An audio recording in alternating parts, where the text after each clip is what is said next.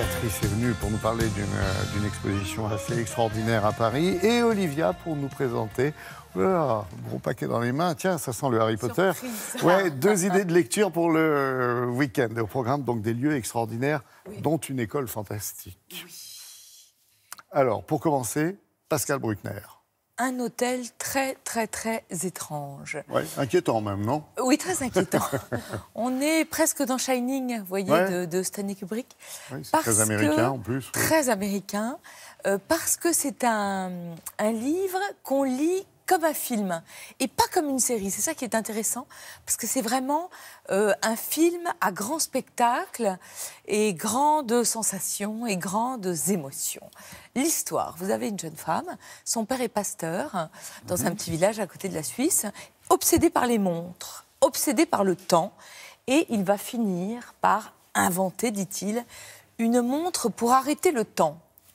Okay. Ah, c'est pas une montre française, ça, alors. C'est une montre entre la France et la Suisse qui s'appelle Révélation. Révélation, ça vient du grec qui veut dire apocalypse, tout un programme. Sur son lit de mort, il fait jurer à sa fille d'emmener la montre au salon de l'horlogerie au Québec. Le père meurt, voilà notre héroïne dans son avion en partance pour Montréal. Là, problème, il y a des scènes dans l'avion absolument géniales. Une hôtesse de l'air qui devient dingue et grosse turbulence, vraiment scène de panique.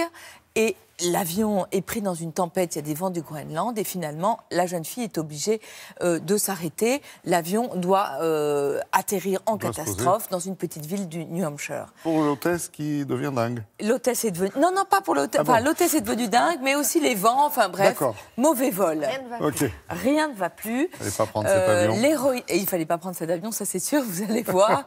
L'héroïne arrive, elle est épuisée, elle tombe... On leur dit qu'il n'y a plus d'avion, évidemment, pour repartir. Il faut qu'elle aille prendre une nuit d'hôtel.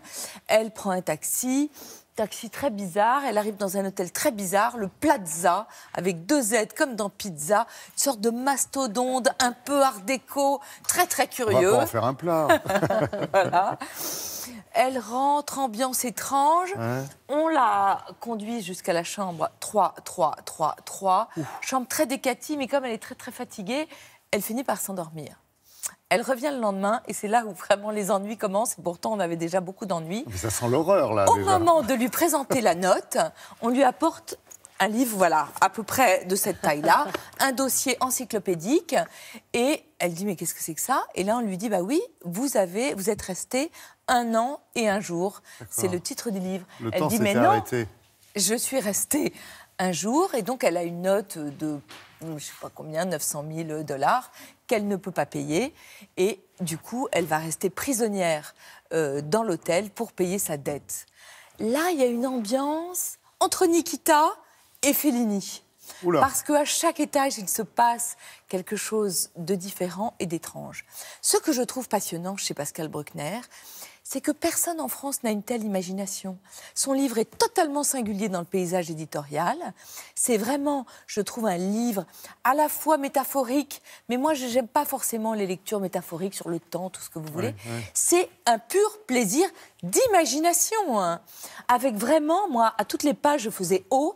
Et le genre de problème de ce livre, c'est la résolution. Comment il va retomber sur ses pattes? Eh bien, il retombe de manière diabolique. Oui, j'imagine que vous ne nous raconterez pas la fin. Et ça change. Vraiment, je trouve que ça fait du bien. Si ce livre était américain, tous les critiques seraient là à dire « ah là là, c'est génial, c'est du Murakami français ». Mais c'est vrai qu'en vous écoutant, on avait déjà les images effectivement qui défilaient dans nos têtes. Puis alors, rappel, si vous êtes producteur, évidemment, vous achetez immédiatement les droits pour en faire un film génial.